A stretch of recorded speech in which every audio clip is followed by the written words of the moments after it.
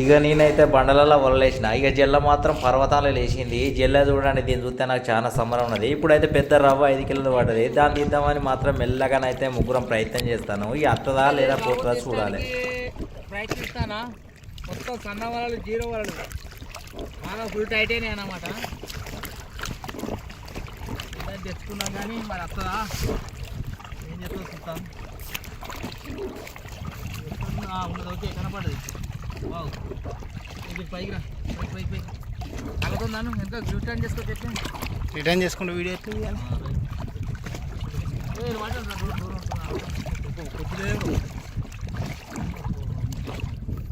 గిట్టికి చెప్తాను.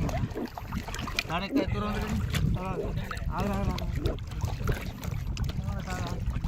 ఓకే, తెగి కాళ్ళు కాలుతో లేవాడు పట్టు చెప్తా. ఓకే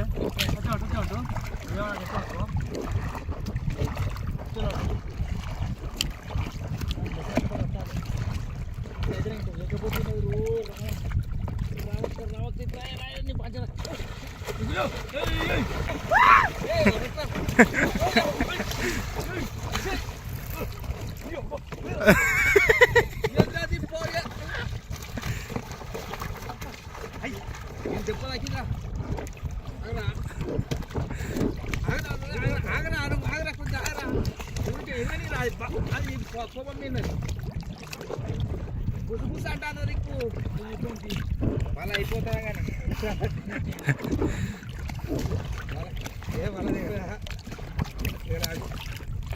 మా గిట్ల కోపానికి ఉన్నది. ఎవరిది ఘోరమైన కోపానికి ఉన్నది ఇది.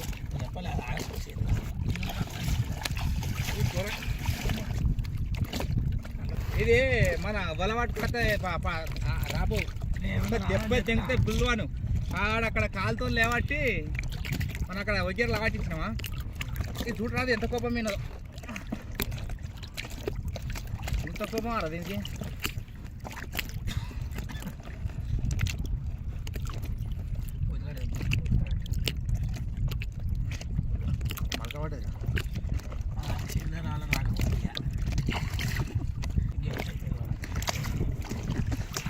ఓకే ఫ్రెండ్స్, 5 కిలోలు పోతూ 5 కిలోలు పడ్డది. ఇగో ఏం మాట్లాడతాను చూడు. ఆట చల్లకుండా 5 కిలోల పీసు పడ్డది.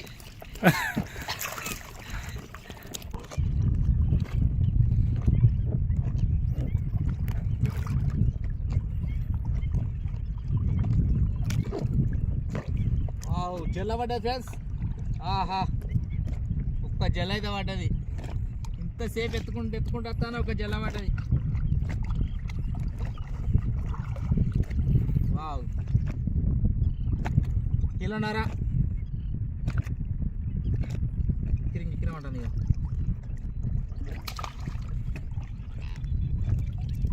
కిలోన్నర జల్ల పడ్డది. ఇగో కిరికిరం అంటుంది. ఒక రవ్వు ఒక జల్ల పడ్డది అన్నమాట. రవ్వు నుంచి అది రవ్వు అది ఇంకా దానిలో గుండెలనే పెట్టిన పొద్దాని సంచిలో బాగా అది కొద్దిగా కోపం మీద అన్నట్టు నాకు మాకున్నట్టున దాని కోపం. ఇక ఇది ఒక జల్లబడ్డ ఫ్రెండ్స్, కిలోన్నర ఉంటుంది. మన లక్కు కలిసి వచ్చింది. ఇది కేజీన్నర ఉంటుంది. ఇగో చూడు, ఇలా కొట్టింది వల కొట్టింది ఇంత. ఇగో ఈ వలను కూడా ఇలా వల కొట్టింది. ఇగో ఇది భలే బలం ఉంటుంది.